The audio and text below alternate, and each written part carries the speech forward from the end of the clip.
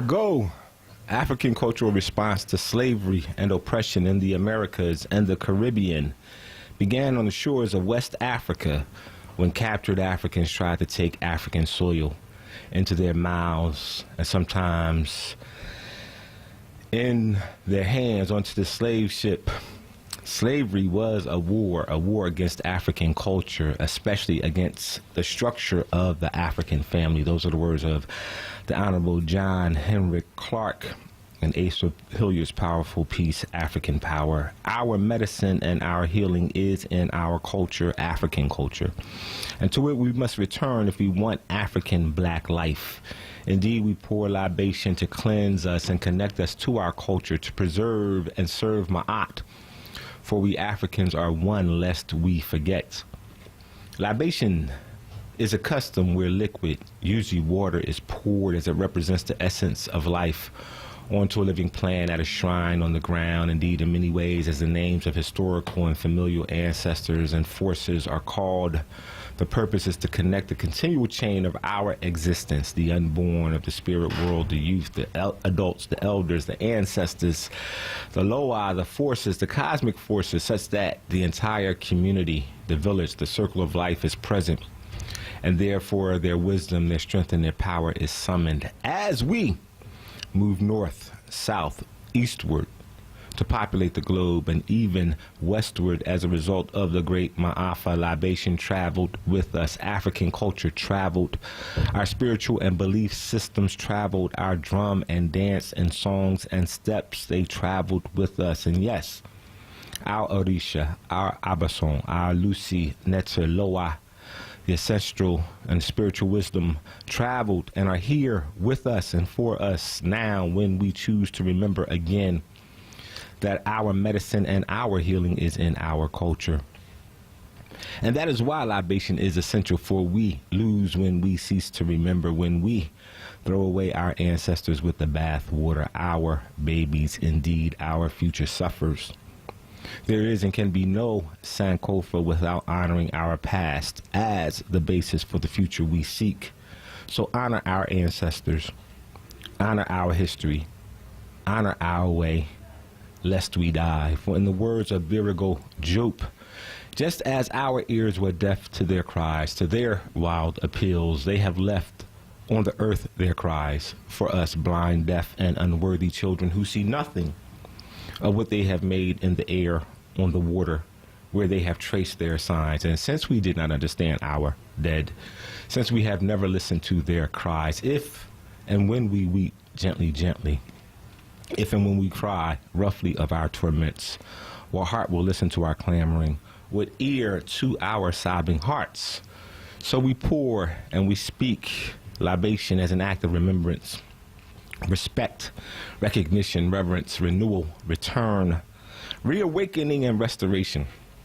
Indeed, it's acts of retribution and revolution, for we live in a society and we live at a time when forgetting is the wish and denying the relevance, the power, the mattering of African and black humanity is the norm. Sadly, even for far too many of us. So we pour and we speak libation as our own personal and collective quest for our own self-reparation, because repairing the African spirit starts with the pouring, the speaking, the living of libation. That is its purpose. We are instructed by our ancient ancestors in the book of Ani to pour libation for our fathers and mothers who rest in the valley of the dead. We must not forget to do this even when we have been torn away from home, for as we do for our parents or not, our children will do also for us or not. We pour and we speak libation for the indomitable fighting spirit we seek to resurrect, that we may continue our pursuit of black life, that is liberation, independence, freedom, empowerment. We dare call it justice for our ancestors and our children's future. And we pour and we speak libation in honor of those ancestors who left us a legacy worthy of honor. We pour and we speak for those who have contributed to our lives in ways we know and appreciate, and in the countless ways we have yet to understand, and in many ways we may never even know. We pour and we speak for the mother father of civilization, the nation builders, the concept creators, the freedom fighters, the warriors, the educators, those who escaped and those who stayed, those who fought and those who hid, those that roared and those that cried, those who held it down so that we may be lifted up, those who held us together so we could stand on our own. We pour and we speak for those whose struggles lay the foundation for the world's greatest diaspora, which will be great once again when we remember to love ourselves. We pour and we speak for those who have poured into us, filling us with the instincts, the insight, the intuition, the intelligence, the instruction that guide us forward and that we will pass on to the beautiful ones not yet born. And we pour, we speak, and we live for the beautiful children not yet born, hoping that our living, our contribution to their future will one day be worthy of remembrance, respect, recognition, and reverence. And since we have your ear and we have your presence, we ask for African power, power to heal, overcome, become whole and exemplary and sovereign. Once again, Ashe, Aluta Continua, Uhuru Sasa, Black Power, Ubuntu, I am we, and we are one. So let the healing begin. Let our healing continue. Greetings, good evening, and welcome to Groundings, Evolutions, and Elevations with Brother Shamari. Pop, pop, know something, and Auntie Oni Lasana. Pop, pop. Let's get this party started right.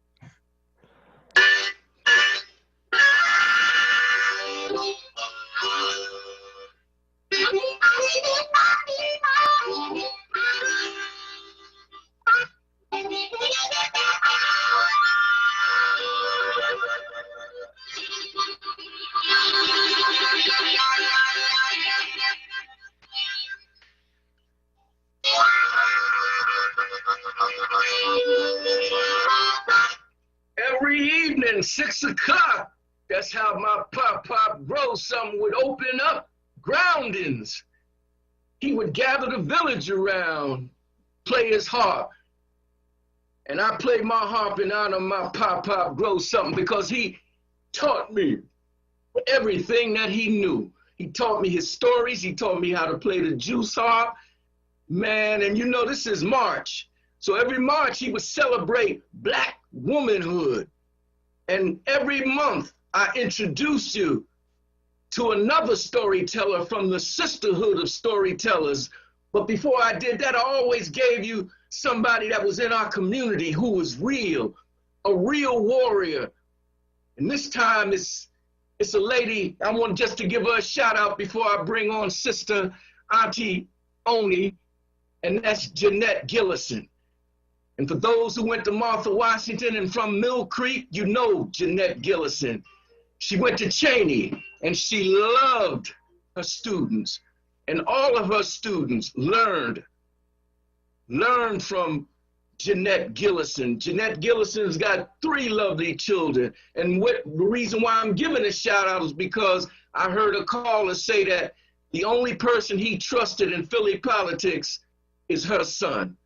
So Jeanette Gillison, this is for you, and I want you to lend an ear to Auntie Oni. Auntie Oni, you're on.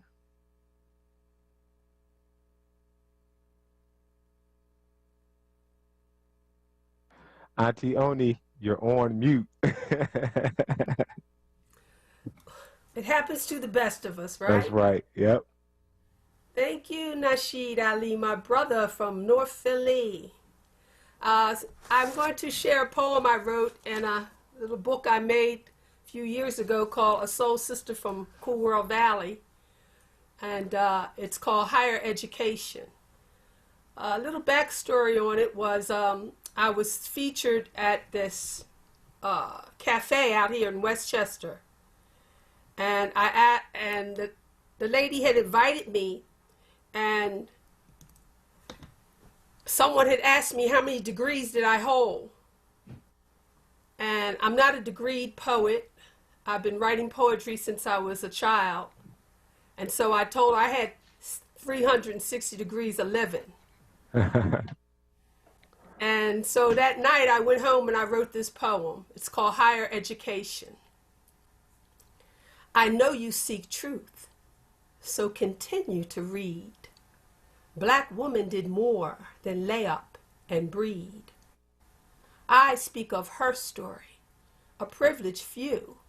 I found a new me since I discovered old you. A cook, a maid, whatever surviving I must do. I was all that, and a lady too. His story was too shallow to call me by my name. I was nursemaid for Abel and Cain. I led Moses when he was 2. Yes, I was chosen, one of the few. Woman of nature and mother of you. I was all that, and blessed too. I whispered secrets to Cleo, Ninzinga, and concubines of Sheba. When Boy Tut drew ill, I calmed his fever. They recorded no gain, only pain and loss, weeping for my brother under his cross. No one dares speak of my love so true, or calls me their sister for all that I do, calling me a hoe and a wench and a shrew. Well, I was all that, and Queen Mother too. I possess X-ray vision with a sensitive view when hateful eyes meet mine. You think I was happy in your kitchen waiting on you? Mister, that was in another time. When you'd hang my man on a tree in your yard for looking at your woman too hard. Boy, I suckled your daddy and kept your mama's kitchen warm, slipping my brother a knife. Yes, sir, whatever needed doing, old mammy would do, 'cause I was all that, and human too. I'm that precious cargo you wage wars to send abroad, telling lies to my people about your precious Lord, turning Bible stories upside down just to prove your fantasy view. God knows the trouble you caused and what you put us through. Man, if you end up at heaven's gate, here, give Peter my card. You'll need references to get through. But still you call me ugly and stupid and dark? Well, I was never all that, but I was and I am a saint compared to you. Ashe. Ashe. Greetings, Pop, grow something, Mama, Auntie, Oni, Lasana. They will be joining us at the end of the show. They get us started on a good foot and they close us out on an even better foot every Sunday, 6 o'clock p.m. right here on Groundings, Evolutions, and Elevations with Brother Shamari. So I thank you all for joining us. We are coming up on a commercial break. When we come back, Fridays we do Shamari Shule, and on Sundays we do Sunday School. And we're going to continue our conversation, y'all. It's going to get heated, so I'm asking you right now, get your pens, your pencils, gather your young and your old, man. We're going to do some learning today. We need to learn the moment that we're in and understand that it is a continuation of historical moments. This is not new, whatever you want to call it, whatever you want to focus on, the riots, the violence, COVID. It's all part of a continual story, and we got to get the story right. You can't really function if you don't understand with clarity the narrative, the stories, and the definitions, the terrain in which you operate. One of my favorite songs is by Public Enemy, Welcome to the Terror Dome. Fear of a Black Planet was the name of the album. So I'm going to set the context for the Terror Dome that we're in on several factors. I'm going to try to do it in a way that I don't get kicked off the air, but, you know, I think it's an important conversation that we need to have. So we're going to do a little bit, we're going to do a little bit of a review from Friday. Then, of course, I'm going to play a conversation that Mama Dr. Frances Cress Welsing had with renowned eugenicist, racist William Shockley on Tony Brown's Journal to give you a reminder of what used to happen in the media and what we used to do with black media. We're not this bold anymore, y'all. We got to get back to being this bold because our people need outlets for clarity and to have real conversations and debates and dialogues about the moment that we're in. So we're going to entertain one from the past. I think this was from 1974. Then after that, we're going to have a conversation, like I told you on Friday. We're living in this moment when we're asking for violence and other issues in our community to be handled as a public health issue. And I'm saying, do you even know what public health means when you say public health issue? What's that all about? But let's do a retrospective history of some of these other issues that we've allowed to be handled as a public health issue before we make a declaration that that's the best way for us to move forward.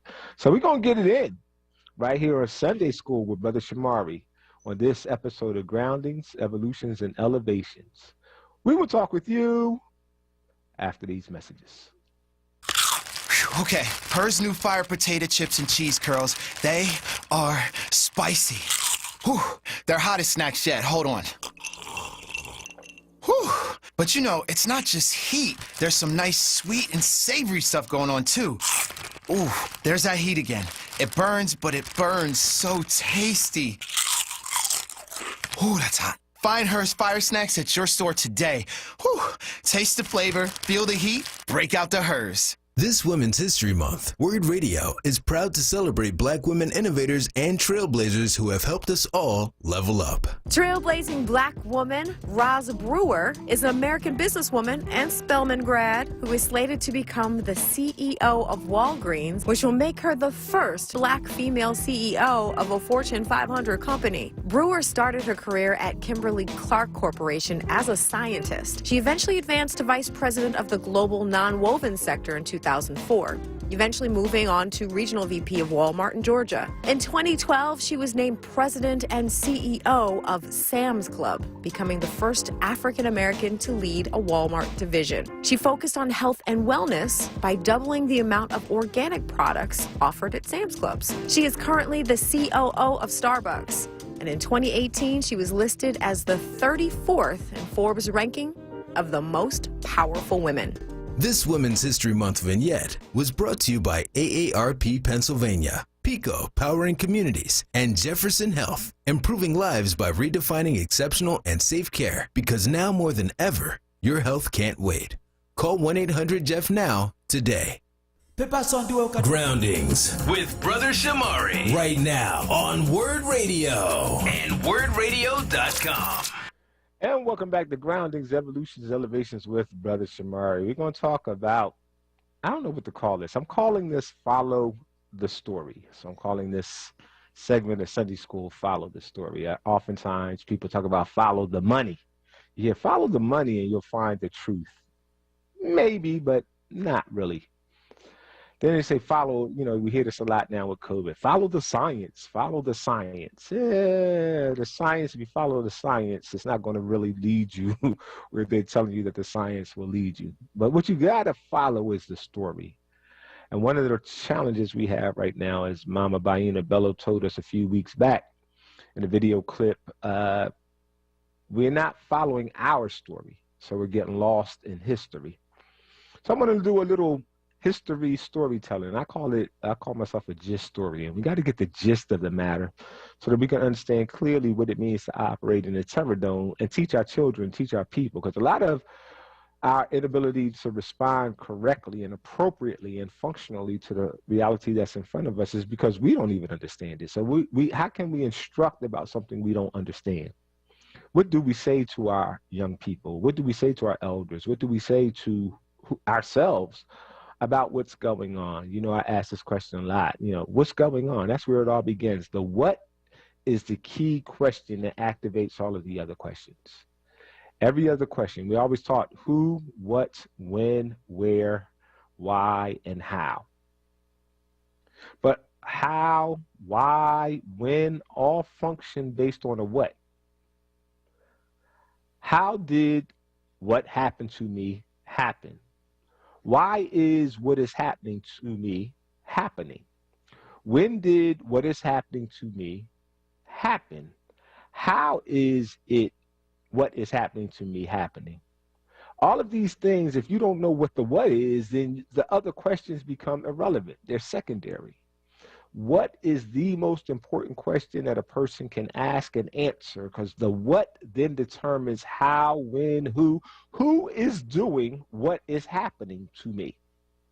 So we got to get the what right. I really want to press this, because I had an elder call up on Fridays or another show, can't remember the day, and talking about, no, we just got to talk about where we going. And nah, our problem is we don't know what the hell has happened to us.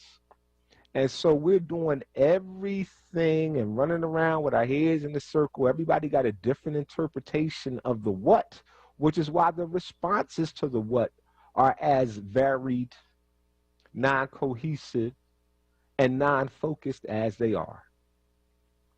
So I want to spend some time today talking about what's going on. From my view, you don't have to agree. You don't have to disagree.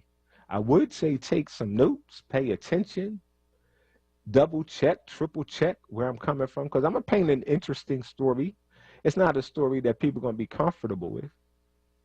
But I think it's time for us to at least be bold enough to have some conversations from our side, the black side of the chessboard. So I call this conversation we're about to have, or actually I'm about to have, Follow the Story. So depending on what date you want to choose, some people say 16, 19. We arrived by way of Ma'afa on these shores as we were a stolen people. We were stolen from Africa, on our way somewhere, some say Cuba, some say some other South American or Caribbean, I don't like that word, but I'm going to use it for today, country.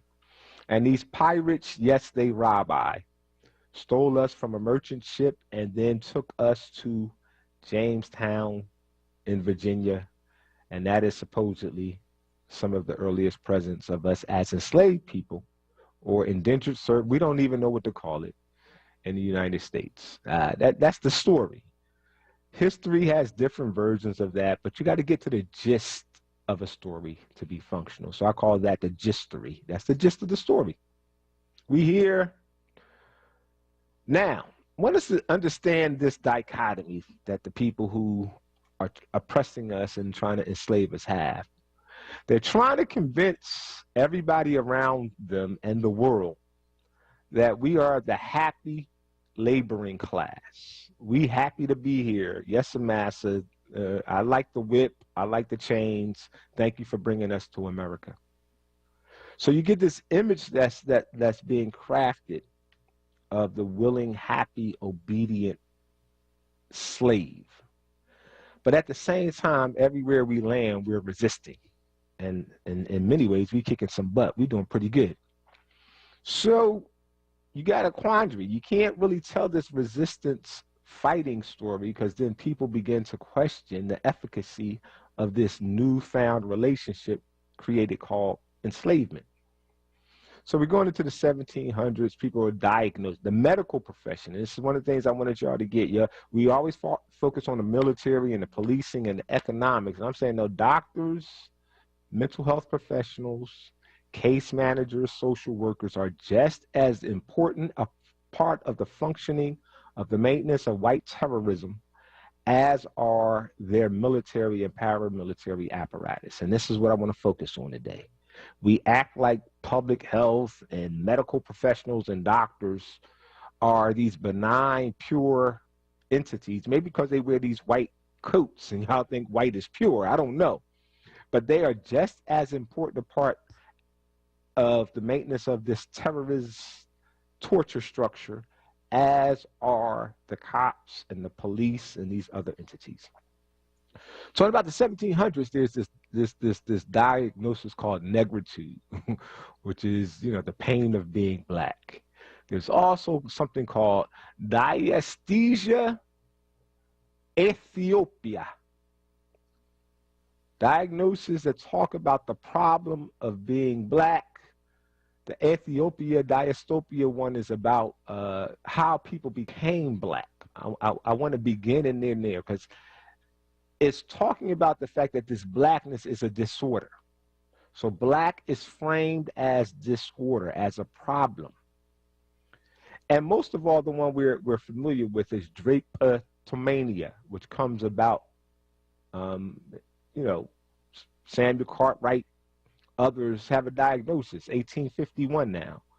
Drapetomania, which is the problem, the mental health diagnosis given to enslaved persons who tried to or successfully ran away. These are mental health diagnoses from what would pass as the premier and preeminent scholars and doctors of the time. Benjamin Rush, Samuel Cartwright.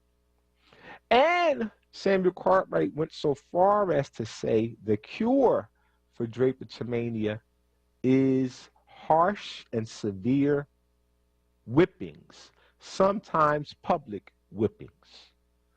So again, you got this PR media narrative that says the slaves are happy being slaves. And at the same time, you have the medical and mental health professions conspiring to create this diagnosis called drapetomania, to deal with the slaves who were unhappy with their slavery and running away, for whom the cure was severe whipping. So then you come up into, quote unquote, the end of the Civil War, the end of, quote unquote, slavery, going into this period called Reconstruction, and at the same time, kind of the first early migrations from the South to the North. And now we have a different problem, because now we created this public image of the happy Uncle Tom, Sambo, Mammy, happy to be here Negro. But now we have to justify the Ku Klux Klan and police forces and slave patrols and sharecropping and the violence that's about to be unleashed on this newly freed Negro population, who Lincoln and his colleagues deemed the troublesome presence of the free Negroes within the United States. Now that is important because there were several movements. It's like some people didn't want Negroes to be free. Some of them said, okay, they could be free, but they're not equal to us and they need to not be around us. Some of them, very few people were like, oh yeah, they're free, they're my brothers, we love them, let's all get along. Nah, that wasn't a real popular position. There was this other position we don't really talk about, where the United States was actually had a colonization plan to send the newly freed Negroes back to Africa. As a matter of fact, there's a place that exists now called Liberia where that actually happened. I think that happened also in parts of Sierra Leone, where some British formerly enslaved people were sent back. Okay, that's the colonization movement. It never kicked off to the level that it was supposed to, but that was actually the first real common consensus move that the white men and the white landowners here had for many of the enslaved people. But there was a problem. America wasn't finished. It was still a work in progress, and they still needed the Negro. So they decided to control and contain the dispatching of the Negro. And so you had to create a narrative now that would justify the policing, the segregation, the redlining, the torture, the lynching. And so you began to see the narrative shift from contented black slavery to this beast who was a threat and a brute. Think about it this way. Think about the difference in the narrative from Curious George, such a cute little monkey, oh, nice monkey George, to King Kong. Think about that shift, because that's really kind of what happens. I've narrated these people as Curious George and nice pets, and now I got to create King Kong, literally create a Frankenstein monster that we are then justified in repressing. And how do I do that? I have to change the narrative. I have to create eugenics narratives. I have to talk about how dumb the people are, how violent they are, how brutish, and how they lack intelligence. But one of the things also that begins to get created is this idea around racial hygiene. that they're just the impure people, and that one drop of their blood is going to taint our purity as white people. And so this idea of what you might call scientific racism, the brain measuring, all of this stuff, because you now have to create a scientific justification to go with the narrative that's happening in the media. You're narrating through minstrel shows, you're narrating through plays, you're narrating through the media of that time, you're narrating through movies like Birth of a Nation, that these are dangerous people. And so at the same time, you're creating social sciences. Listen to me, because that's where the root of most of American social science comes from. I now have to create social scientific validation for the torture and the repression and the oppression I'm about to unleash on this population, because the most powerful way to maintain them, as Drapetomania Dr. Cartwright said, was punishment. So I have to create a punishment apparatus. I have to create a PR campaign to justify that, i.e. blackness as threat, blackness as dumb, and blackness as impure.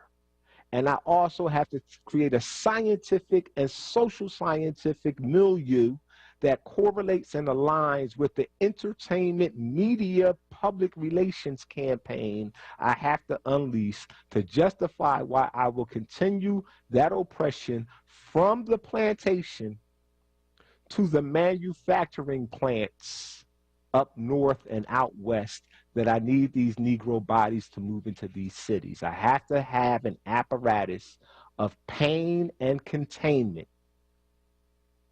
for these Negroes. And at the same time, Europeans are in Africa as a result of the race or the scramble for Africa. And they too have to have the same apparatus to justify their colonization of the African continent. Because I need those Negroes to move from their own homelands and to begin to come into our colonized cities in Africa to mine the minerals that we're extracting from the continent to ship back to Europe. And that's torture. Anybody who knows me knows I don't go to circuses. I don't really go to carnivals, circuses. I really try not to go to the zoo, because I have a fundamental premise that if we could understand that every time you see a white man able to stick his head in a lion's mouth, or a white woman be able to stand on the back of an elephant and do tricks and ride an elephant, whether you go to a rodeo and you can watch cowboys do stuff with oxen and bulls and horses, whenever you see animals reduced to entertainment performers for the amusement of white people, no matter where you see it, never underestimate the level of torture that had to go into getting those animals to perform in that way. And if you understand, I don't care whether you call it universal circus, I don't care. To get an animal to perform in that way out of their nature, torture and extreme torture is required. The same thing happens for human animals. The same thing happened to us. A lot of the science of animal husbandry to turn animals into domesticated animals for usage that you can use to plow your fields, that you can ride, that you can make do tricks, that you can do medical experiments on, all of that stuff requires a level of torture that at that time, and still to this day, the European does not really see a significant difference between the humanity of our people and ancestors and the quote-unquote humanity of the other animals and beasts of the field. If you think I'm making that up, there's a book called Mark of the Beast. I have it around here somewhere. I'll find it. Go back and study the metaphor and the sense of animality as it's approached or applied to our people. So I want to lay that context because that's a historical context. We're in the late 1800s, early 1900s now. I told you on Friday, if you did your homework, I began to remind you of how the Senegalese Rhineland bastards were dealt with, how the Herero and the Namakwa genocides. This is 1904, 1908. The Senegalese Rhineland bastards. This is about 1914, 1918. You also have other places around Africa. You have the advent of the Kaiser Wilhelm Institute of Anthropology, Human Heredity, and Eugenics. You have Thomas Malthus's issues around population control. You have, books that are about to come on the fore, The Great Gatsby. You have A Brave New World by Aldous Huxley. You have families who are quite powerful in America who are in the eugenics movement, and at the same time, they are some of your most enterprising business owners, doctors, lawyers, novelists, storytellers about eugenics. Eugenics versus dysgenics. Eugenics is a Greek word which simply means good genes. So eugenicists are people who come together to create structures, scientific, media, entertainment, social structures designed to protect good genes, which they assume are white. Follow the story, because the story precedes the structures. Good genes are white. There are people within the white family who don't have good genes. Those are the ethnic whites. But more importantly, there are people across the colored population, the hued men, who don't have good genes in general compared to the good gene white people. And the worst genes, the dirtiest genes, the dumbest genes, the most bestial genes, the most, they're athletic genes, but the genes that threaten us the most, that gene that even if you get one drop of black blood in this pure white gene structure, then it pollutes the whole gene structure and makes it white. That gene is the black gene. And that story sets the context for the emergence of racial hygiene theory, eugenics, and the creation of an establishment, an official government establishment called the United States Public Health Service, which was created in 1912 as the official public health delivery system for the United States of America. And on that point, we will take a commercial break and continue after these messages. At Social Security, we are always thinking of ways to save you time and make things easier. That's why we created My Social Security. A My Social Security account allows you to access your earnings history and benefits information, request a replacement Social Security card, get a proof of income letter, estimate and apply for benefits, and more. Save time. Go online. Open a My Social Security account at ssa.gov/myaccount. Social Security. Securing today and tomorrow. Produced at U.S. taxpayer expense. Want the latest in WURD swag? Check out the shop tab on WURDradio.com. Hoodies, tees, and more in a variety of colors. The shop tab on WURDradio.com. Show the world that you're all about black. Talk Media. It's Women's History Month, and we want to honor black women authors by helping you level up and read up.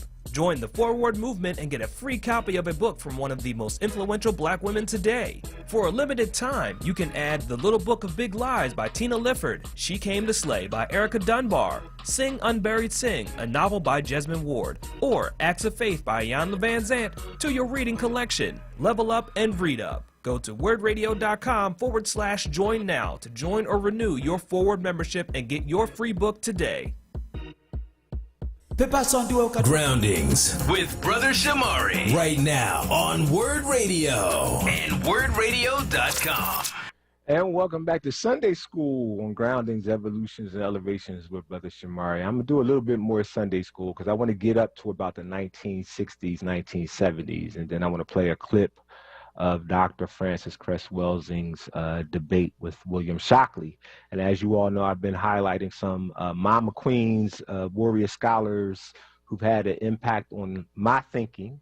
Started out with Mama Marimba Ani, Dr. Adelaide Sanford, Dr. Barbara Sizemore, Mama Bayina Bello, and now we're talking about Dr. Frances Cress Welsing. So let me jump into this because I really want to get up to the 60s before I play her clip. United States Public Health Service.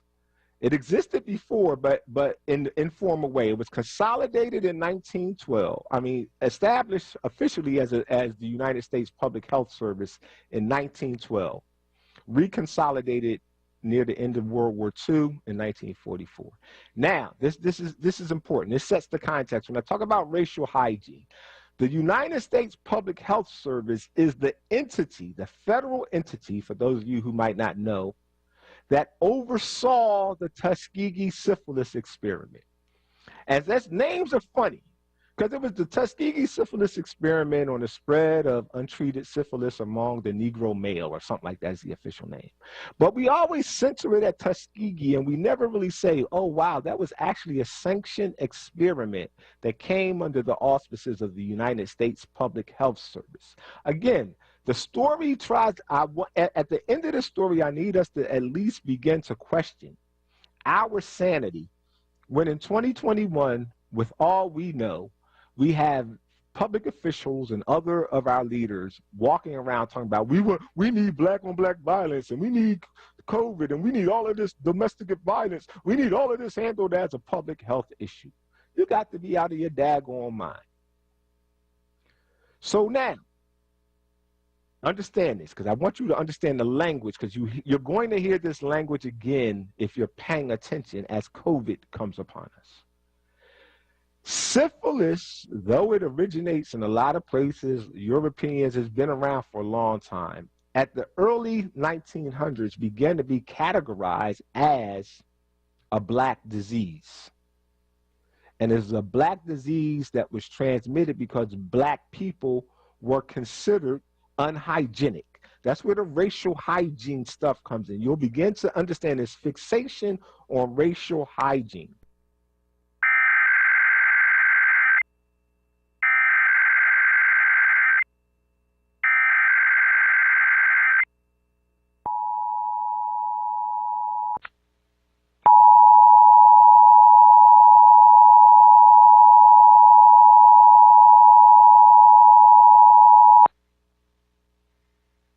The National Weather Service has issued a severe thunderstorm warning for Newcastle County, Delaware, plus the following New Jersey counties: Burlington, Camden, Gloucester, Mercer, Monmouth, and Salem, plus the following Pennsylvania counties: Bucks, Delaware, Montgomery, and Philadelphia. Effective until 7:32 p.m., the National Weather Service in Mount Holly, New Jersey has issued a severe thunderstorm warning for northeastern Newcastle County in northern Delaware, Salem County in southern New Jersey, Camden County in southern New Jersey, south central Mercer County in central New Jersey, Gloucester County in southern New Jersey, northwestern Burlington County in southern New Jersey, western Monmouth County in central New Jersey, southeastern Montgomery County in southeastern Pennsylvania, southeastern Bucks County in southeastern Pennsylvania, Philadelphia County in southeastern Pennsylvania, Delaware County in southeastern Pennsylvania. Until 7:30 p.m. Eastern Daylight Time. At 6:46 p.m. Eastern Daylight Time, severe thunderstorms were located along a line extending from Norristown to Arden to Pennsville, moving east at 55 miles per hour. This line of storms has a history of producing wind damage. Hazard: 60 miles per hour wind gusts. Source: public. Impact: damage to roofs, siding, trees, and power lines is possible. Locations impacted include Philadelphia, Camden, Wilmington, Vineland, Gloucester City, Cherry Hill, Bensalem, Evesham, Mount Laurel, Norristown, Chester, Willingboro, Deptford, Voorhees, Medford, West Deptford, Glassboro, Lindenwold, West Norton, and Hamilton.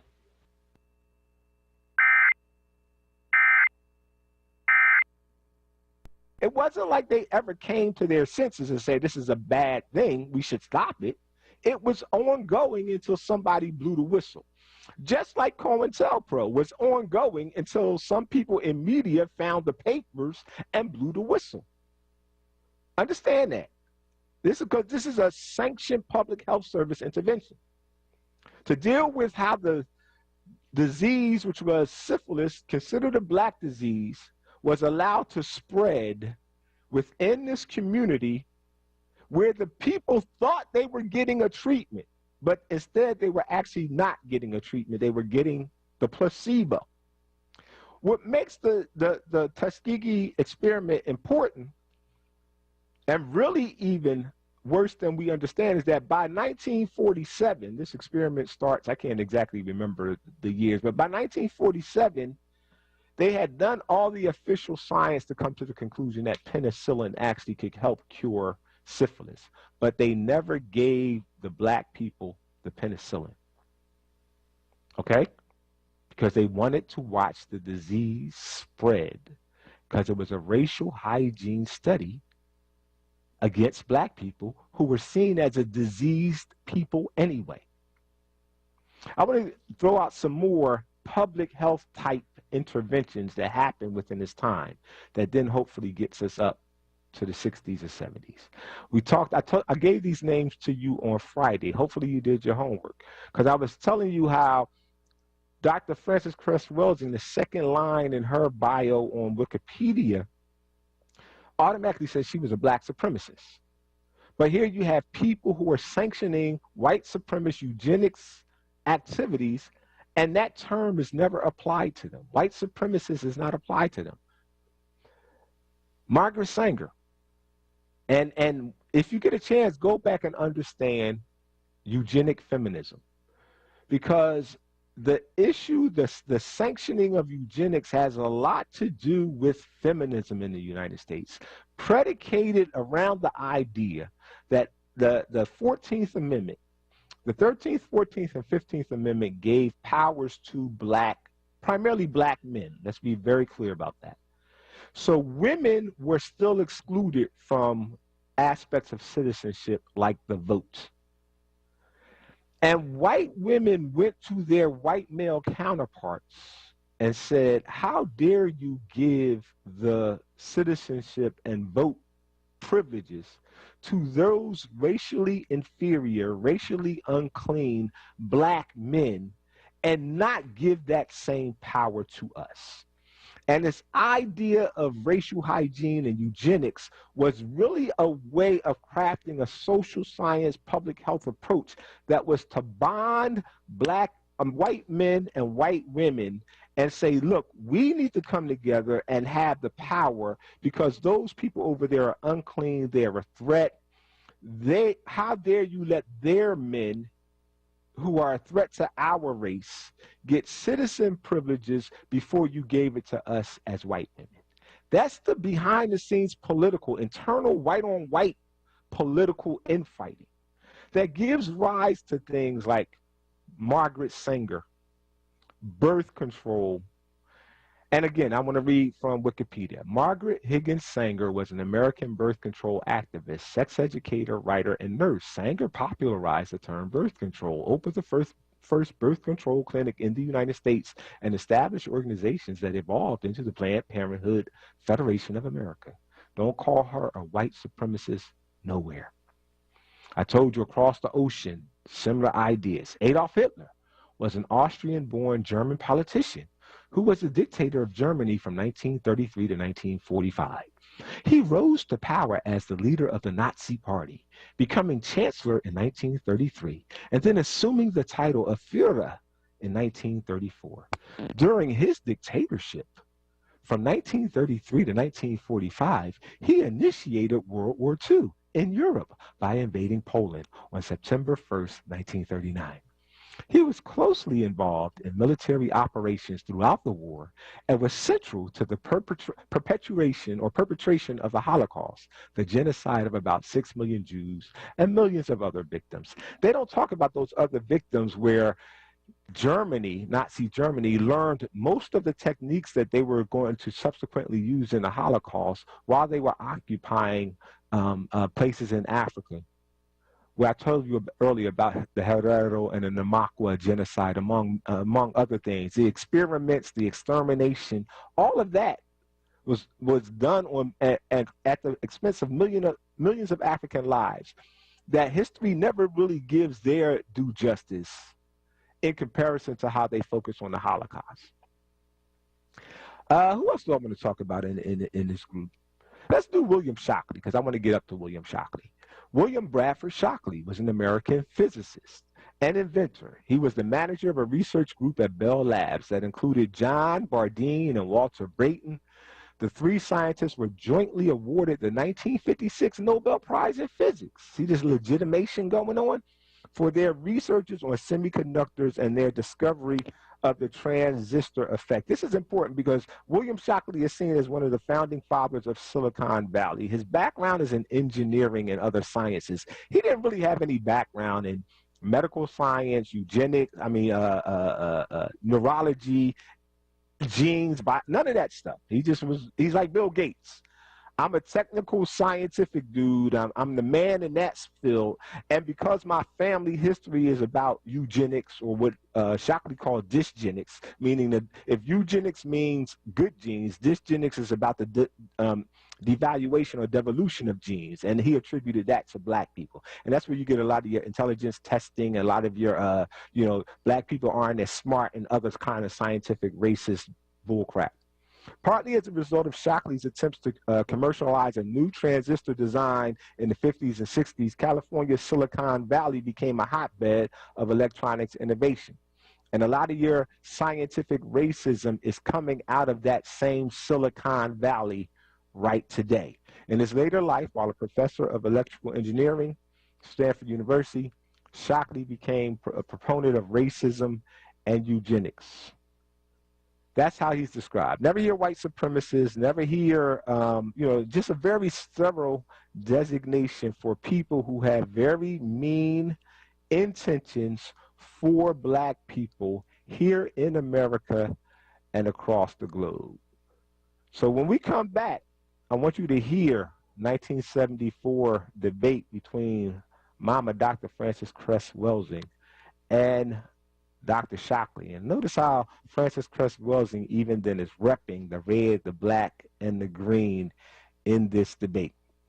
WURD Radio celebrates Women's History Month with the 2021 Level Up Contest.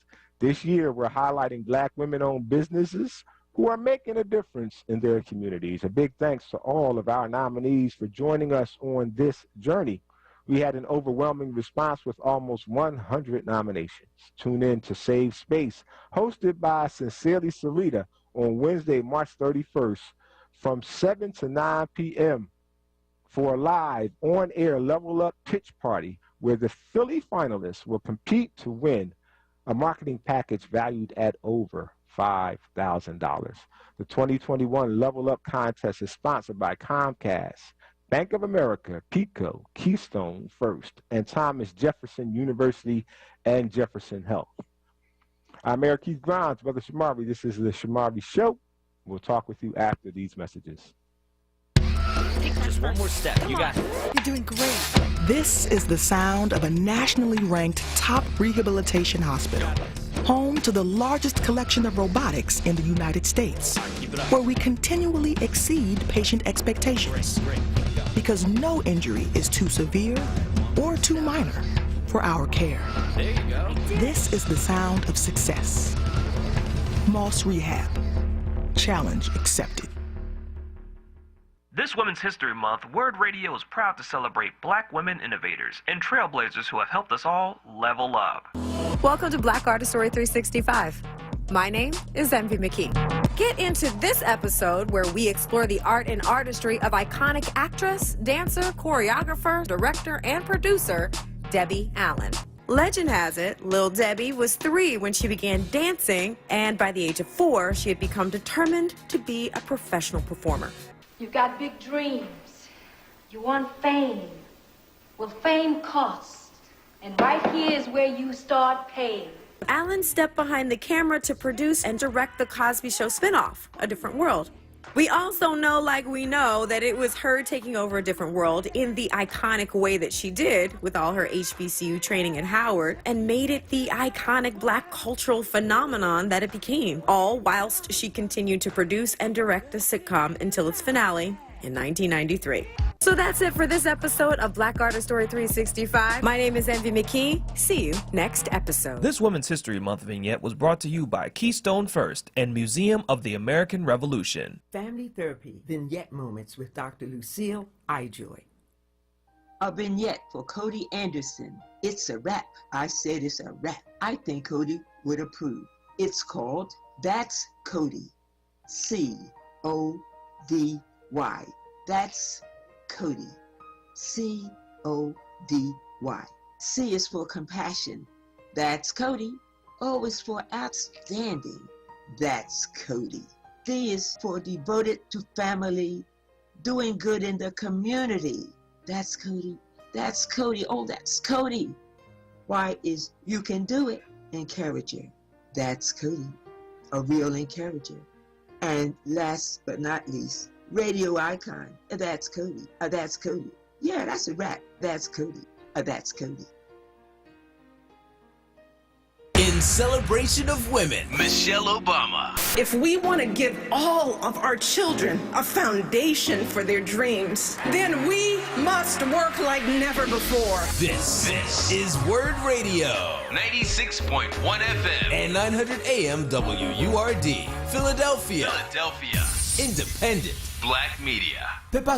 Groundings with Brother Shamari. Right now on WURD Radio and WURDradio.com. Implications of what he is doing are no different than the propaganda campaign that Hitler and his Nazi unit carried on in Germany that ended up eliminating 6 million Jewish people. Now, what is most interesting is that Hitler said the very same thing. He said, number one, that the Jews were genetically inferior to the Aryans. If one believes that the German people would have tolerated the concentration camps and the gas chambers, if news media, like the programs that Mr. Brown is setting on, if those people were willing to bring discordant views out into the open, I don't believe the concentration camps and the gas chambers could have continued to exist in Germany.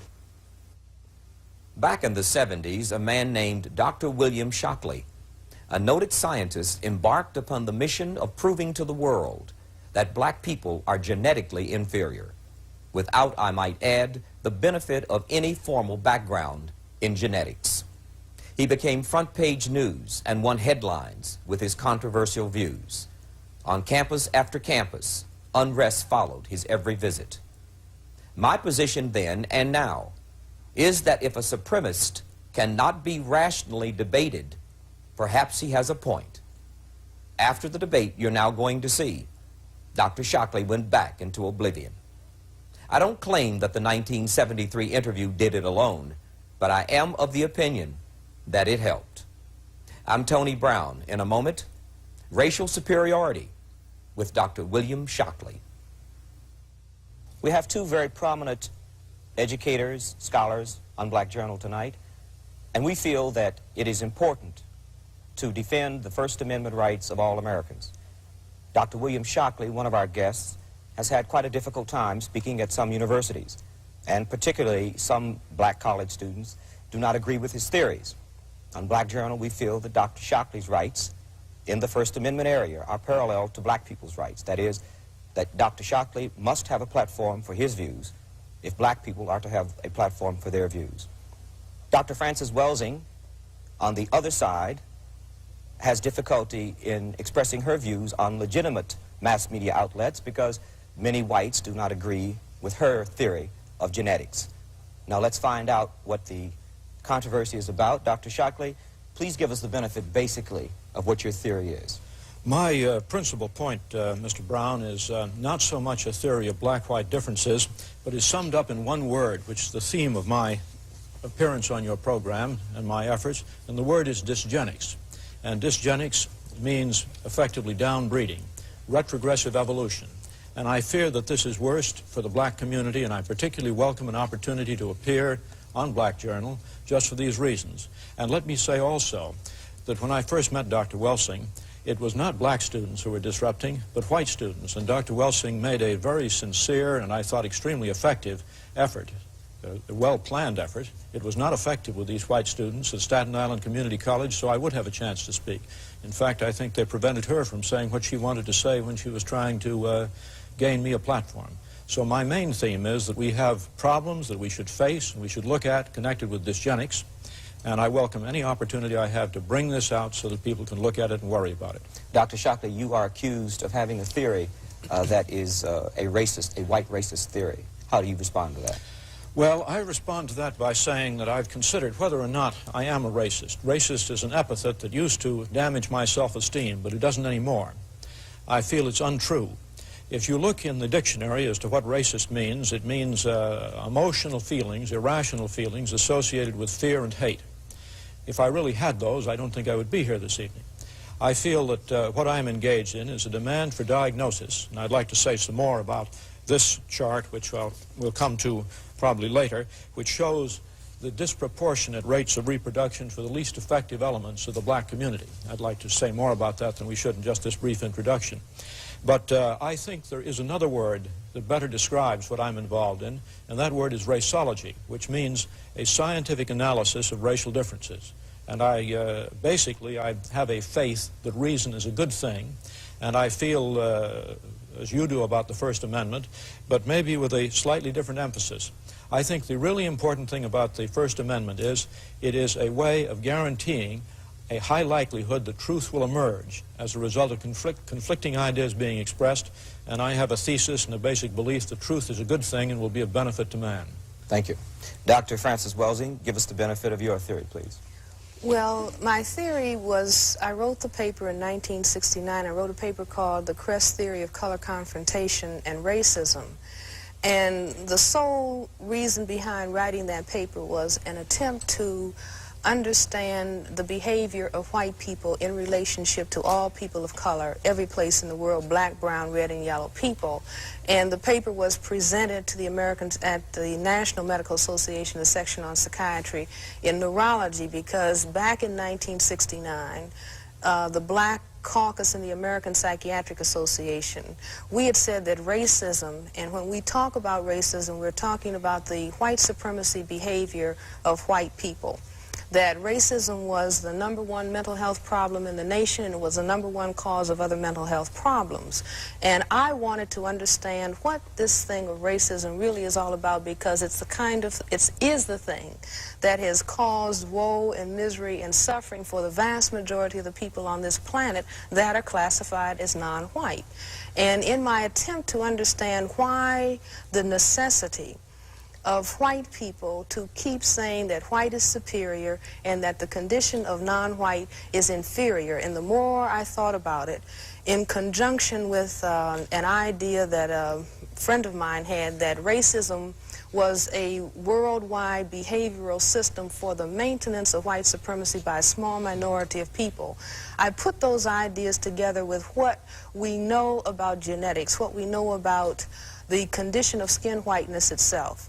The condition of skin whiteness is the genetic inability to produce skin pigment called melanin. This is a genetic recessive trait.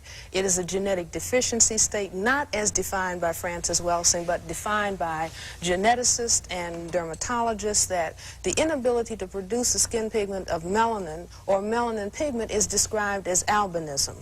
And I think that white people, even though most white people are not consciously understanding their problem in genetics, they are certainly aware that they are genetically dominated by people of color. That's why it was a statement, one drop of black blood makes you black, because people of color have the genetic capacity to annihilate white people. And so unless white people control the reproductivity of people of color, then we can postulate that perhaps one day there won't be any white people. And I think that the very survival of white people necessitates that they project genetic inferiority on people of color because it is they who really are aware that they are genetic recessive and perhaps genetically inferior to people of color. And I am not saying this to call the condition of skin whiteness to say, well, no, white people are inferior. I'm not saying it for that purpose, but I think that it is of prime importance for the majority of people in the world to understand why it is that white people have to, the effective majority, large numbers of white people, have to move in a hostile, in an aggressive way against people of color and have to constantly focus on it's you who's genetically inferior because they realize that there's something wrong with their genetic status. Now, may I take a call? Oh, sure, all right. please. Let me,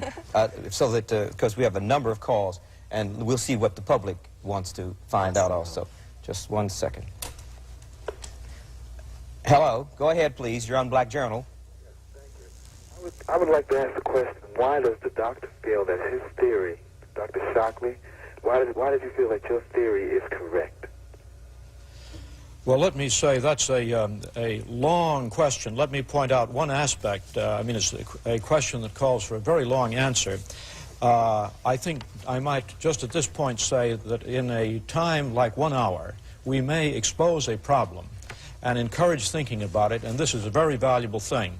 But to cover either Dr. Welsing's views or mine, and let me say here are, just to show that these things exist, is a pamphlet that she was good enough to give me some time ago. This one's upside down.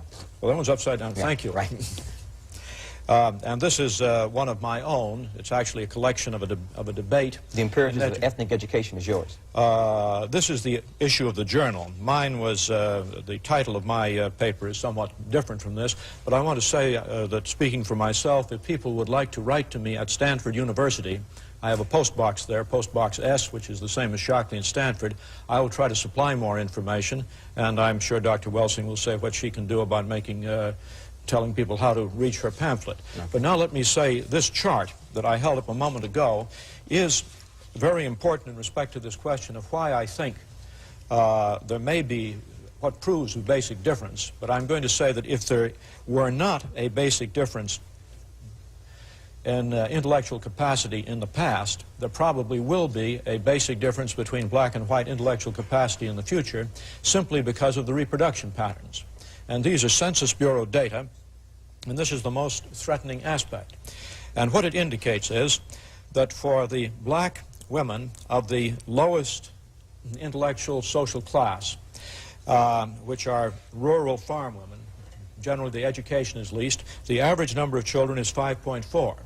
For women with college degrees, it's 1.9. And so this is definitely unfavorable. It is reproducing far more at the bottom end and not enough to keep even at the top end. Dr. Shockley, can for you whites, explain? let me just finish this. For whites, the numbers are also in this direction, but nowhere nearly as severe. Dr. Shockley, I think that in all fairness, you should explain to the audience why it is that you have, first of all, you have a very large segment of the black population who are on farms, who are deprived in cities. Why don't you explain at the time that you're showing this, who is keeping black people in a situation like they're in? I mean, it could be, you could turn it around the other way, where you could have very large numbers of black people who are exposed to educational opportunities like white people, who are exposed to housing, who are exposed to health facilities. Why don't you explain that at the same time that you put figures like that? I'm sure you would explain it, No, but I Dr. think Welsing, it's important but in one must say first things first. And you've raised the basic question there, and that is whether the disadvantages are primarily a lack of opportunity or whether they are primarily a basic genetic difference. And let me mention one thing, which is that in certain areas there is no doubt about black superiority. Blacks are superior in visual acuity, and they're superior in a systematic way. Now, I don't expect that people will understand the details of this, but I simply want to show that quantitative work can be done. This happens to be a research job of my own. And what it shows, because these points that you see here lie on a line, which is not the central line, but they lie systematically on a line, what it says is that so far as visual acuity is concerned, blacks are systematically better than whites. It's as if their bell-shaped curve, their distribution curve, were pushed upwards compared to whites for visual acuity, or at least for the avoidance of bad eyesight, such that if the same shift occurred for IQ, it would mean that the average IQ distribution would be up by 9 points rather than down by about 15 points, which is the typical average. Dr. Shockley, visual acuity is probably something that the system of white supremacy has not necessarily seen the need to affect the environment that black people are in so that it will alter the fact that they have visual acuity that is superior to whites. The fact of visual acuity is not attacked in the same way as educational opportunity and job performance is attacked. And I think that it's evidence for a genetic difference, in well, my you see what opinion. I'm saying? There might be many, many more genetic differences where people of color appear superior. If I may, we have a number of people, and we'd like to get to as many as possible. If you could make your answers, not to compromise your explanation, but if you could make your answers as succinct, I would appreciate it, because we'd like to involve the public as much as we can. One moment, please. Your Unback Journal, go ahead, please. Yes, I was wondering if Dr. Shockley would explain the basic difference between the course he is taking in explaining white supremacy and the course that Hitler took during the Nazism reign. Thank you. Well, there are enormous differences. In fact, the lesson to be learned from Nazi history is frequently very misunderstood. And it is a lesson which Mr. Brown has told us about earlier. It's the First Amendment. It's not that eugenics is intolerable. Actually, the eugenic programs, which are the opposite of dysgenics, eugenic programs are not inconceivable. They're not inhumane. Denmark has been carrying out programs with strong eugenic implications for maybe 30 years. And it's important to note that since World War II, Denmark's per capita homicide rate dropped and is now approximately 1/20th. That is, the number of deaths of probability of being killed in a year by a violent homicide is roughly the order of 100 times less for young Danes than it is for young American blacks. Now, but the lesson, let me say what the lesson of Nazi history we have in this country, and it will protect us. It's just the thing that makes this program possible. The First Amendment, which allows freedom of speech. If one believes that is not the right answer, then one has to be one of the most anti-German racists there can be. If one believes that the German people would have tolerated the concentration camps and the gas chambers, if news media, like the programs that Mr. Brown is setting on, if those people were willing to bring discordant views out into the open, I don't believe the concentration camps and the gas chambers could have continued to exist in Germany. I'd like to comment, because I'd like to say that I don't think that there's a major difference between what Dr. Shockley is doing. I don't think that Dr. Shockley is fully aware of what he is doing and why he is doing what he's doing. But the long-range implications of what he is doing are no different than the propaganda campaign that Hitler and his Nazi unit carried on in Germany that ended up eliminating 6 million Jewish people. Now, what is most interesting is that Hitler said the very same thing. He said, number one, that the Jews were genetically inferior to the Aryans. Number two, he was aware that the Semites had genetically dominant material, genetic material to the Aryans. And if we begin to understand the way that people who were in Europe at the time that the Semites arrived from Africa, when the Semites arrived in Europe from Africa, they were people who had substantial amounts of color and who had very kinky hair because they were from the continent of Africa. And the Europeans, the white people who were there, had a reaction, a color reaction to the Semites that is no different than the reaction and the concern on the part of people who are white in this area of the world or any other area of the world to people who have the genetic capacity to produce color, who can genetically annihilate their position. And I think it's very, very important. Even though Dr. Shockley, I am convinced that Dr. Shockley believes that he is perhaps elevating science with all of his charts and all of his figures, but he doesn't understand the things that propel him as a white individual in a social system that has programmed him throughout his life and programmed large numbers of people like him to focus on the genetics of people of color in such a way as to destroy people of color. I would like to ask a question, and Dr. Shockley, if you could answer it yes or no, I would appreciate it. Do you believe that black people are inferior in intelligence because of their heredity? I have a standard statement. It is not yes or no. It's memorized. I say at the same time every time I think. What I say is this. My research leads me, and it's a tragic conclusion really, my research leads me inescapably to the opinion that the major cause of the American Negro's intellectual and social deficits is hereditary and racially genetic in origin, and thus not remediable to a major degree by practical improvements in environment. All right, if you believe that the position relatively of black Americans to white Americans is based on a genetic inferiority, and I will accept the responsibility for that word, then what do you see as the solution to the problem?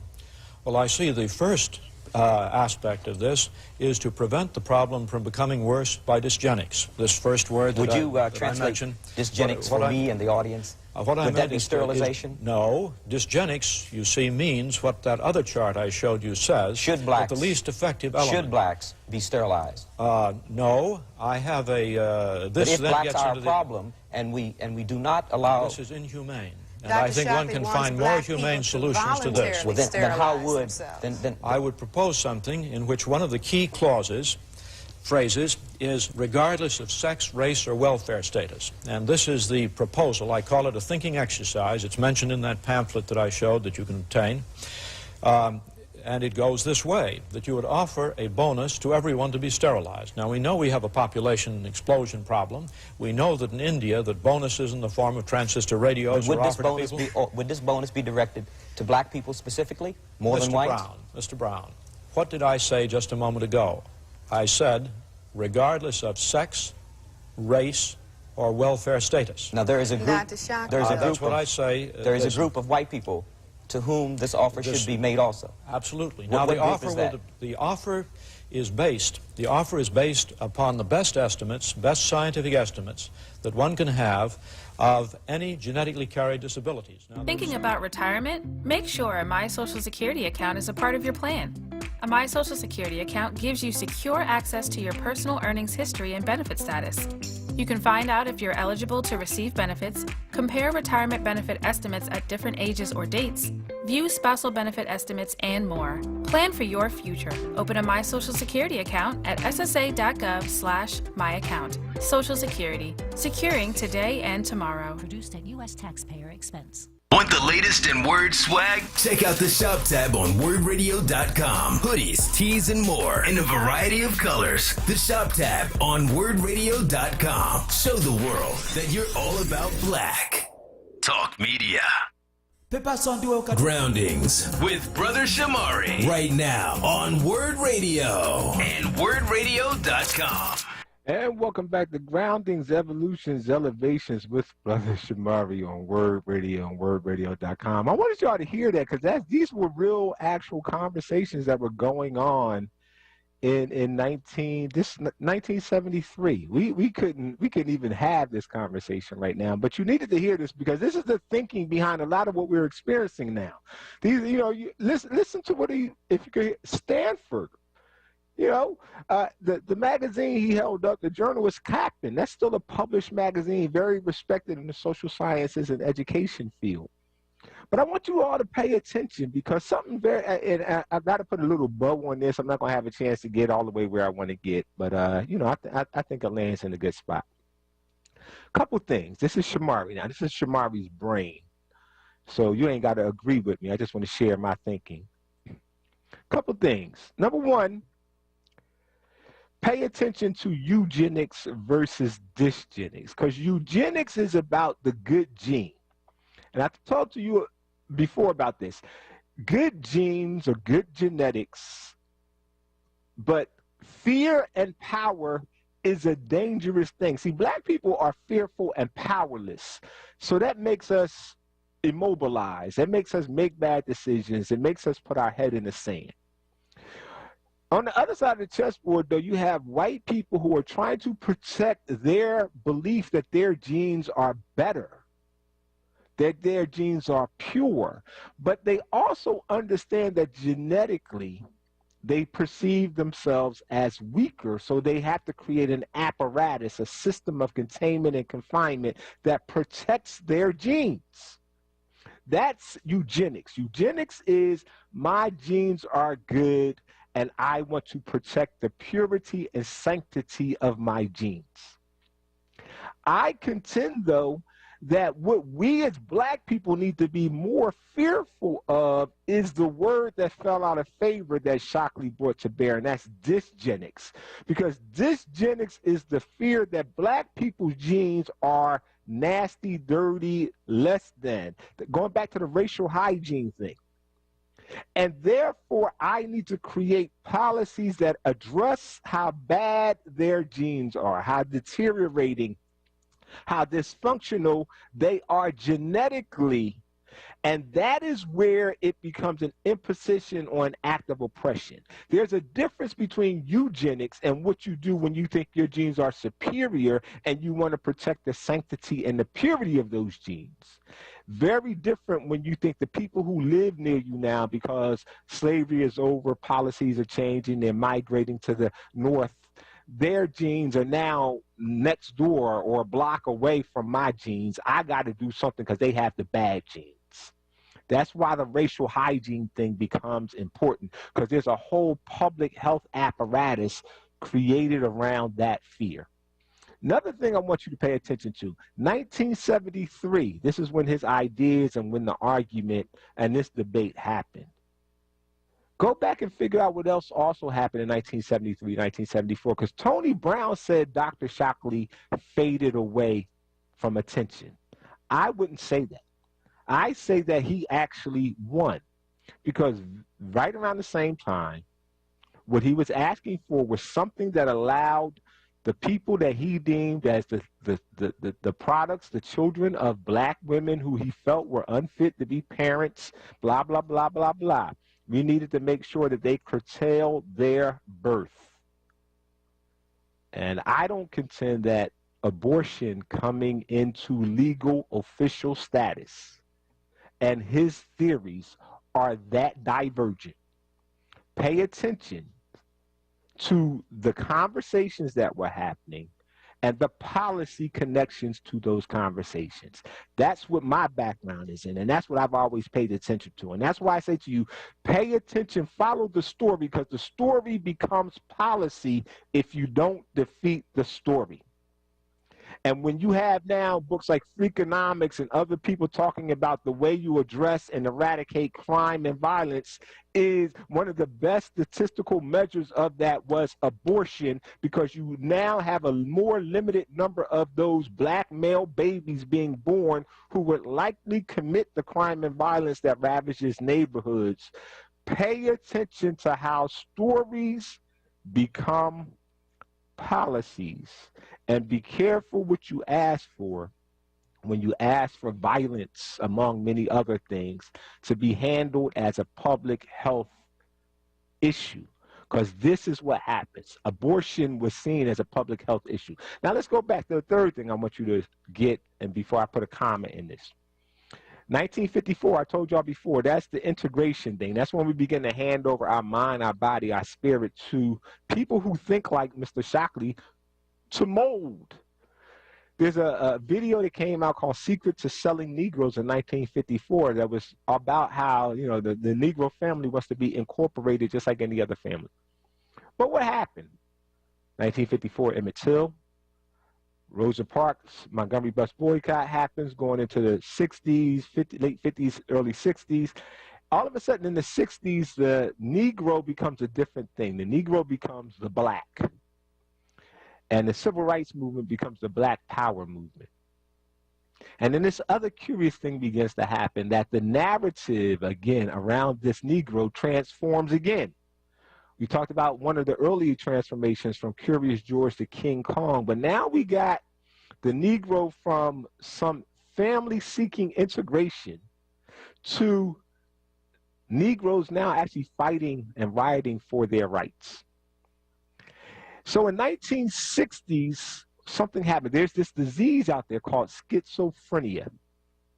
And all of a sudden, schizophrenia is recast and considered the riot disease. That there's a medical health and mental health thing that says behind the scenes that the reason that Negroes are rioting in the streets, much like Draper-Tumania made them run away in the 1800s, they're rioting in the streets and protesting because they're schizophrenic. If you don't believe me, go read a book. It's called Schizophrenia, The Protest Psychosis by Jonathan Metzl. And he talks about, as a result of the riots, but particularly with a focus on Detroit, 1968, how a lot of the way that people began to intervene with the Negro was by diagnosing the Negro with schizophrenia. There's a lot of evidence emerging that you begin to see now in media, a change in the advertisement. Things like malt liquor, alcohol, the cool factor, but most important, menthol cigarettes being targeted to the Negro in media and advertising, because again, the narrative is shifted. There's now a war being fought, and you got to convince Negroes to go to the war. So you say, Negro, you have schizophrenia, or you're about to do some time. Do you want to? I can make you enlist in Vietnam, so we'll have some Negroes on the front line, as opposed to putting you in jail, or opposed to putting you back in your neighborhood where the gang wars are such a threat. All of these things are in the air as a result of the white backlash to Black Power movement of the 1960s and 70s. So by the time you get to that debate with Shockley and Dr. Francis Cress Welsing, COINTELPRO has already happened. Fred Hampton, all of that stuff with Malcolm, all of those assassinations are in the air. And now white backlash needs a different way of dealing with this more militant Negro who has the audacity to fight for and assert his or her rights. And so you begin to see the medical apparatus kick into another level. Things like abortion. The DSM-4 changes many times and incorporates new diseases and gets rid of old diseases and changes definitions, all the way up through the late 1980s when you get Willie Horton, you get us taking over the campus at Howard University. You got the Central Park jogger case, and then this big thing that a lot of us forget about, the LA riots, Rodney King and the LA riots. That becomes important because within a year after that, Frederick Goodwin proposes something called the Violence Initiative in 1992, coming into play in 1994.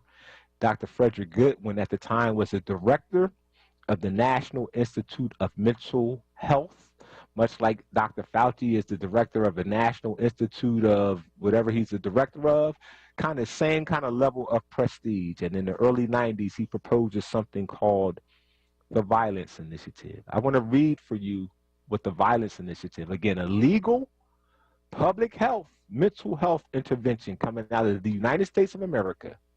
Here's what it says. The Violence Initiative was a proposal for research into reducing violence in American inner cities, first announced on February 11th, 1992. At a meeting of the National Mental Health Advisory Council by psychiatrist Frederick K. Goodwin, then the director of the Alcohol, Drug Abuse, and Mental Health Administration. It was initially proposed as a large-scale program of research into inner-city violence with the intent of identifying children and youth believed to be biologically or genetically predisposed to violence. I will read that for you again. Because, see, we got our heads in the sand and we're believing in things that we don't quite understand. This is 1992. I ain't back in the 1800s.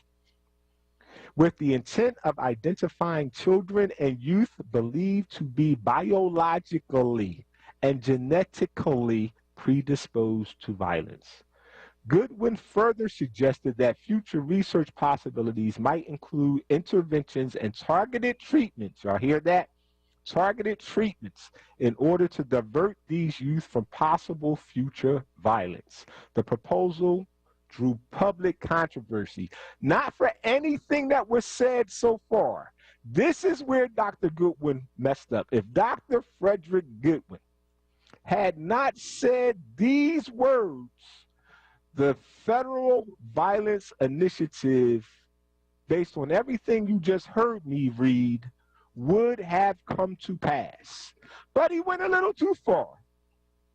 And the proposal drew public controversy after portions of Goodwin's speech, which compared inner city youth to primates in the jungle were leaked publicly. Here is an excerpt of his remarks. He said, if you look, for example, at male monkeys, especially in the wild, roughly half of them survive to adulthood. The other half die by violence. That is the natural way it is for males to knock each other off, and in fact, there are some interesting evolutionary implications of that, because the same hyper-aggressive monkeys who kill each other are also hypersexual, so they copulate more to offset the fact that more of them are dying. Remember that when you go back to remember Shockley holding up the difference in comparison between the number of children uneducated rural black women have and the more sophisticated black women as compared to white people. I continue with his quote. Now one could say that if some of the loss of social structure in this society, and particularly within the high impact inner city areas, that's where we live, y'all, has removed some of the civilizing evolutionary things that we have built up, and that may be, it isn't just the careless use of the word when people call certain areas of certain cities jungles, that we may have gone back to what might be more natural without all the social controls that we have imposed upon ourselves as a civilization over thousands of years in our evolution. These ideas have not disappeared. They have not gone anywhere. I'm going to stop here. Next time I get on there, hopefully I'll have a chance to finish this and talk about how this thinking is represented in the way that Bill Gates, among many others, currently think about black populations here and in Africa. Dr. Fauci and others. And these are the people, for some reason, that we have gone on to trust to administer health and public health and violence initiatives on behalf of us and our children. Eternally grateful for Dr. Frances Cress Welsing, who stood her ground like a queen mother, warrior mother is supposed to do. 3 things I want you to pay attention to. I told you before, she's probably one of the most misaligned and underappreciated warrior queens that we've had. Number 1, her unified field theory was an attempt, and a very successful attempt, to move the title and the focus of pathology away from just black people and black bodies, and begin to say that the idea of white dominance, white supremacy, white terrorism is the pathology that instigates and initiates all these other responses to the pathology that might be deemed dysfunctional by black people. But we wouldn't have to worry about those dysfunctions if it wasn't this thing around this fearful imposition of genetic interventions coming from people who are trying to maintain white supremacy. I contend it's not really white supremacy that's the motive force. It's anti-blackness. It's the dysgenics that is more of the imposition and the torture upon our bodies and our places than it is the eugenics. But I think we're in the same position. She's shifted the focus on the pathology. She also crafts an idea of inferiorization that talks about the mindset that has to happen for us to diminish our sense of ourselves and our cognitive and cultural belief in ourselves, such that we are perpetually victimized by this imposition of white supremacy until we become dignified and not inferiorized. And last but not least, but most importantly in the context we're in right now, she's the pioneer of really forcing many black people in particular, and science in general, to begin to focus on this hormonal thing that the black body and colored bodies produce called melanin. And if you begin to understand the role that melanin production plays Just go look it up right now. Go look up the play between melanin, vitamin D, and COVID. Vitamin D is seen as a very strong natural or supplemental combatant to the SARS-CoV-2 virus. Black people, particularly darker-skinned black people, their melanin prohibits them transforming the rays from the sun into an efficient level of vitamin D. So there's almost, by some reports, an 80% correlation between black people who die or have adverse effects from COVID and vitamin D deficiency caused by the inability of their melanin, or the presence of the melanin, to produce a sufficient level of vitamin D. The science is coming clearer on that every day. So this thing about melanin and the idea that people who have power and are in positions who have a fear of melanin and the potential of melanin. And in 2020, so we have ironically, I'm calling it the biggest coincidence in my life, that the disease that's most impacting black people in black neighborhoods actually has turned and is a disease that has turned our melanin into a deficiency that makes us more vulnerable to the disease. Very interesting moment that we live in. When we come back, we'll hear from Pop Pop Grow Something, Pop Pop Know Something, and Auntie Oni Lasana. But before we go to commercial break, I want to hear from our brother David Barnes letting us know what's coming up on this episode of New World View. Yes, peace, Brother Shamari. How you doing today?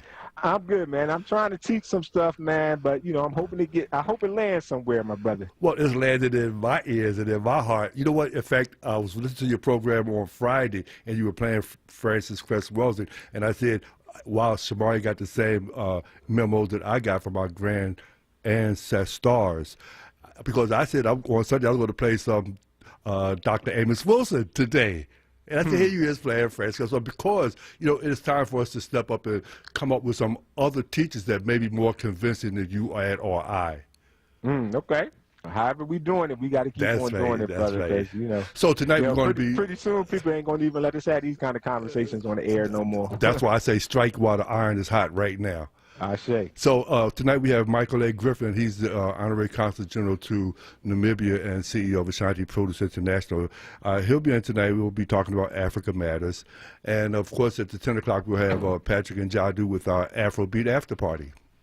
All right, my brother, looking forward as always. I appreciate you. That's David Barnes and New World View. WURD Radio celebrates Women's History Month with the 2021 Level Up Contest. This year, we're highlighting black women-owned businesses who are making a difference in their communities. A big thanks to all of our nominees for joining us on this journey. We had an overwhelming response and almost 100 nominations. Tune in to Save Space, hosted by Sincerely Sarita on Wednesday, March 31st from 7 to 9 p.m. for a live on-air Level Up pitch party, where the Philly finalists will compete to win a marketing package valued at over $5,000.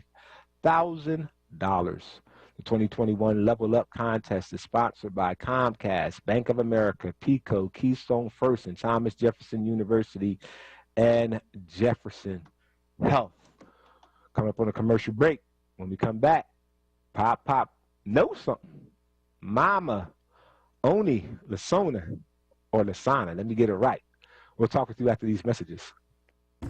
If you haven't had the privilege to use ACAP's products, treat yourself. We made it easy for you to shop for good quality essential products with the help of local businesses such as cultural stores, convenience stores, gas stations, and local supermarkets. ACAP's, servicing the community since 1969.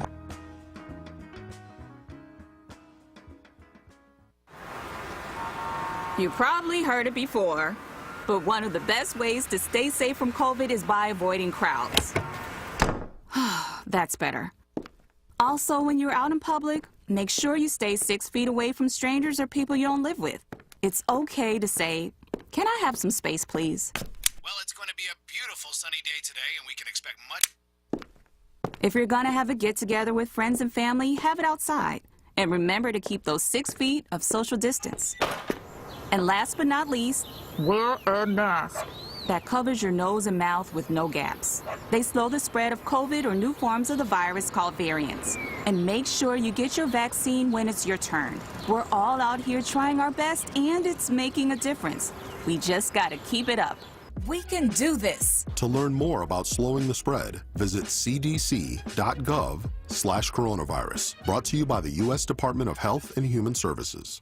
Did you know that March is National Colorectal Cancer Awareness Month? Colon cancer is the 3rd most diagnosed cancer in both men and women. But for African Americans, 20% are more likely to get colorectal cancer and about 40% more likely to die from it than most other groups. For more information, go to getscreened.org. That's getscreened.org. Plus, stay tuned for more information on our up-and-coming Go to Know campaign for the WURD listening audience. Groundings with Brother Shamari right now on WURD Radio and WURDradio.com.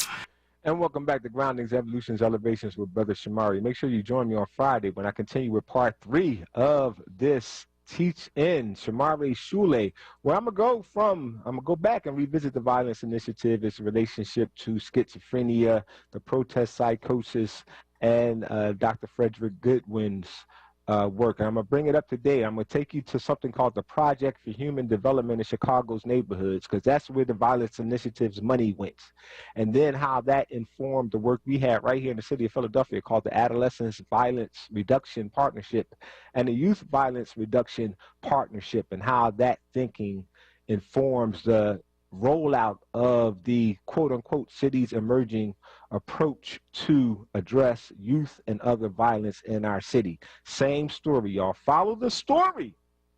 Once we know the story, we can get clear on what our story needs to be as we move forward. Pop, grow, know something. Let's talk more storytelling. Take us away.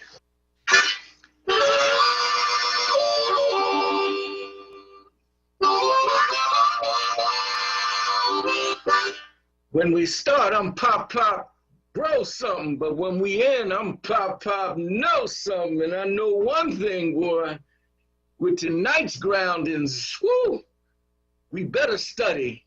We better get our narrative together. One thing, Dr. Frances Cress Welsing. And in the beginning, I told you about Jeanette Gillison, who taught at Martha Washington for 53 years. Dr. Frances Cress Welsing made this statement. She said, "I won't rest until Black children are taught to love themselves as themselves.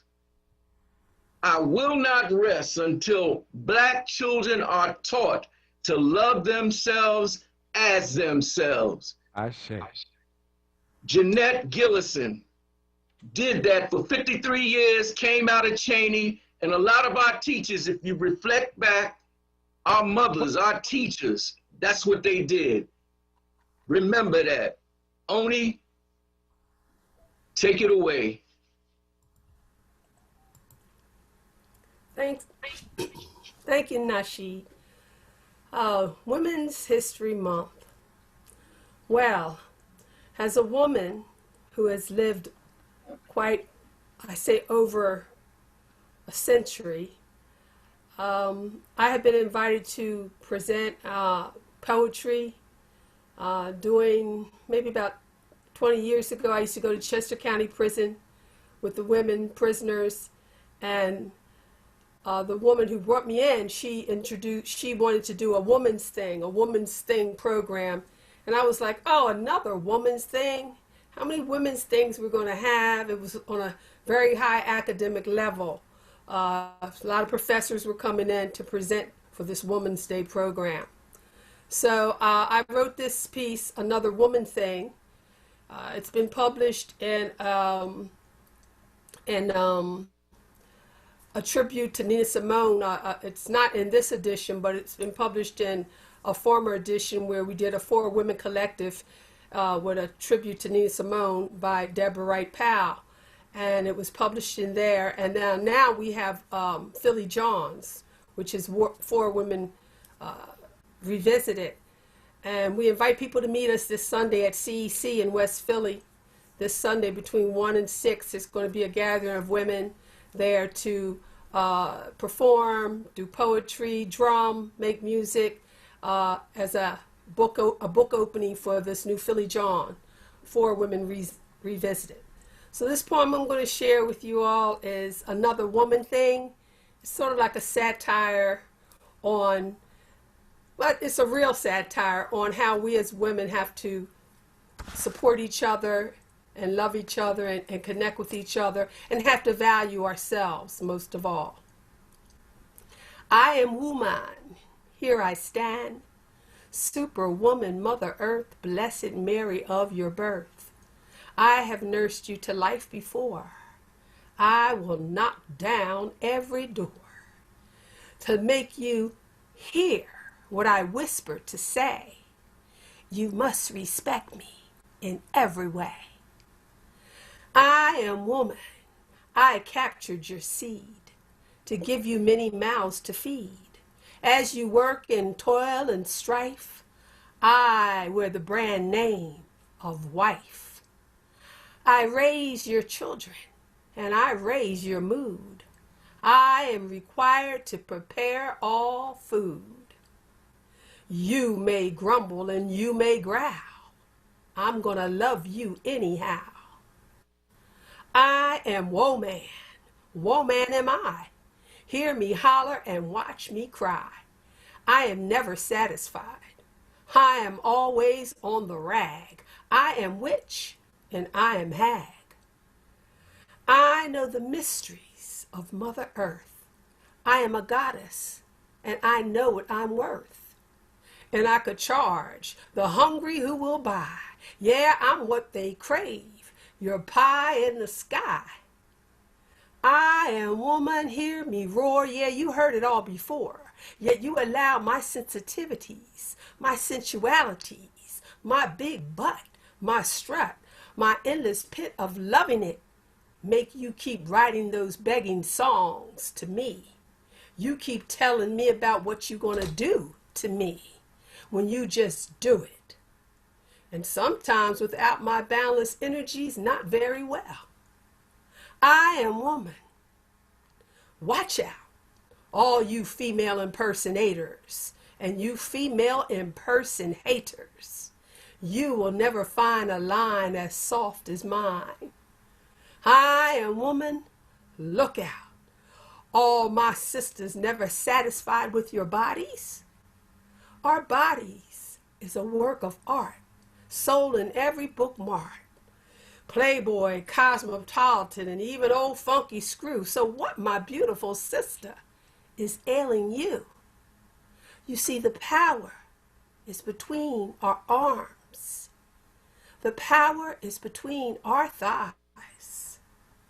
The power is between our ears. The power is woman. Another Woman Thing by Oni Lasana. You like that, Nasheed? Thank you so much. Thanks for having me for Women's History Month. It's been a great month. Oh, Brother Shamar, you was teaching to the choir today on many respects. But thank you so much for having me here. Thank you for being here. Yeah, it's wonderful. If I have time, I'd like to mention some other things, if that's okay. You got 70 seconds. Okay, well, I have a short story. It's been published in a book called The Best of Philadelphia Short Stories by a local publishing house called Toho Publishers. They're out of Philly. Check it out. My story is called Philly Scam, Pay It Back, or Pay It Back. Philly Scam or Pay It Back. And also, I mentioned the Philly John thing this Sunday at CEC in West Philly. Come on out with us. And my Auntie Oni Children's Podcast is going to be dropping on all podcast platforms just for the families and the children this Saturday, April 3rd. thank you, Shamari, for having me. Nasheed, you're my brother from another mother. I love you. And shout out to Pop Pop Grow Something, Pop Pop Knows Something for coordinating a month-long spotlight and highlight and showcase of some of the strong Black women, storytellers, poets. Wonderful job, Pop Pop. Thank you very much, sir. Appreciate you. You brothers are the dynamic duo. Thank you for having me. Groundings, evolutions, and elevations. I'll talk with you on Friday at 1 o'clock. I hope. See you then.